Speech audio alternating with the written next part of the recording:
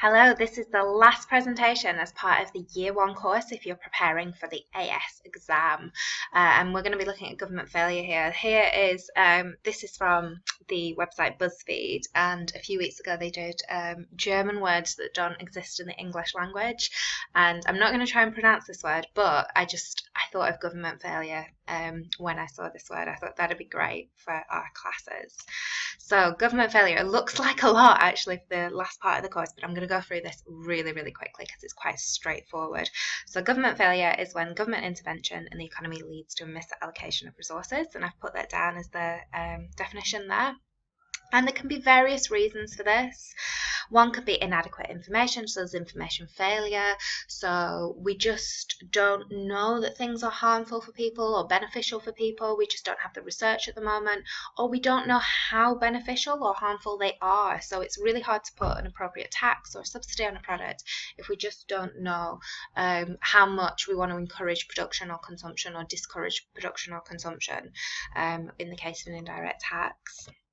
We might have conflicting objectives. So this is kind of easier to explain when you're looking at macroeconomics, really. So remember that they want to encourage employment, they want to keep inflation low and stable, they want to encourage economic growth, and they want a satisfactory balance of payments position. So we know that sometimes encouraging those, especially through demand-side policies, you might have this conflict. So you can encourage growth, you can encourage employment, but you may get some demand pull inflation when you do that, depending on the starting position of your economy. So we know that the government want people to have jobs, we know that they want employment, but we also want to reduce the environmental impact of some of those jobs and some of that employment. But policies that we might introduce might make people unemployed. So we can have lots of conflicting objectives, and the government's job is so complicated, and they've got to balance all these competing needs and wants. And there might be administrative costs of implementing some of these policies. So it'd be great if we can implement some regulation or some indirect taxes to discourage consumption and production, but it might actually cost us more to collect those taxes or implement those fines than it does the actual revenue that you raise from them. So it seems in a lot of ways kind of counterproductive. So here is a general overview of the course. So for the first few weeks, probably till about, if you're doing the kind of course micro then macro, it would have been about till October half term. If you did learning them both at the same time, probably have been about Christmas time. So the first part of the course is about markets are great, demand and supply all the way, yay, this works really well. Demand, even if you're in disequilibrium, demand will eventually equal supply with the signaling, the incentive, the rationing function, and we can solve this basic economic, I don't know why I've put an S on the end of problems, but basic economic problem or fundamental economic problem, we can solve it because we can reduce, we can make sure that the people who want the products the most get the products. The basic economic problem being what should we produce, how should we produce, who should get it.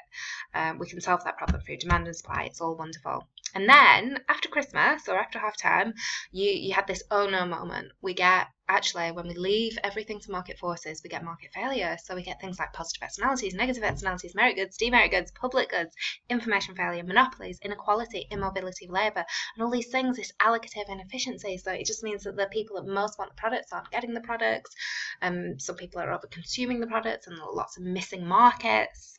Some of the products are just never even produced in the case of public goods. And then you went on to don't worry at all, because we can use government intervention to solve these problems. So we can have subsidies if we've got positive externalities and merit goods, and we can encourage provision of them. We can have indirect taxes if we want to discourage provision. So negative externalities and demerit goods, we'll just put some indirect taxes on them. We can have direct tax and government spending to help solve the problem of inequality. We can have price controls. We can have partly for inequality as well. We can have regulation as well that can solve lots of these problems. And state provision I haven't put on there as well, but state provision of public goods and things like that. So, phew, don't worry, problem solved. And then this section is, oops, I made it worse with my intervention. Trying to help out, I actually made it worse. So we can have black markets that occur. So we put indirect taxes on, or we fine people and ban people from using certain substances. And some of those times those go underground and we get this undeclared market. And if you've watched that video that I put a link to on my last video about the Prohibition era, it's fascinating, and looking at all the problems that were caused by that and the rise of the gangsters in 1920s America. We can get moral hazard. Now, moral hazard is one example would be with all this free healthcare that we have in the UK, the NHS. I mean, it's not free, it's free at the point of use, but it obviously costs a lot to provide it, and it is great. I definitely support the NHS. However, maybe it makes people more likely to take risks with their health because they know they can get free healthcare. So maybe they don't exercise as much as they should do, maybe they don't eat the right foods as they should do. This is moral hazard, where we're trying to kind of reduce the harmful effects of something, but we actually make it more likely that it occurs, because we're kind of providing this like insurance policy for people, so they actually become more hazardous in their behaviour. We can also get regulatory capture. Now, this one form of regulation to make sure that, especially with monopolies, that the dominant firm isn't abusing the market power, is that we might have regulators, and we have a lot of these in this country, and they usually start with the word off because it's usually office of, but we have Ofsted, regulator for education, and we have Ofgem and Ofcom and loads of different ones. You can do some research on that, but occasionally we might feel that there's regulatory capture. So if these industries that they're meant to be regulating are very strong, they might not, these regulatory bodies might not fulfill their objectives, and they might be swayed a little bit by these businesses and act in the interests of the businesses rather than usually the general consumer that they're meant to be kind of acting for.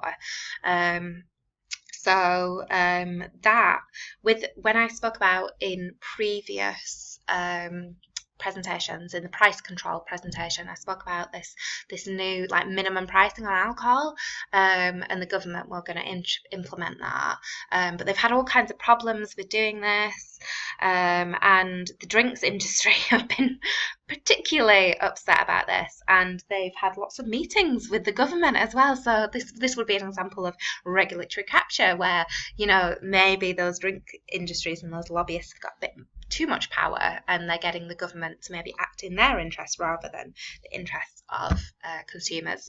We've got political self-interest as well. You know, politicians are really unlikely to take very difficult decisions close to elections.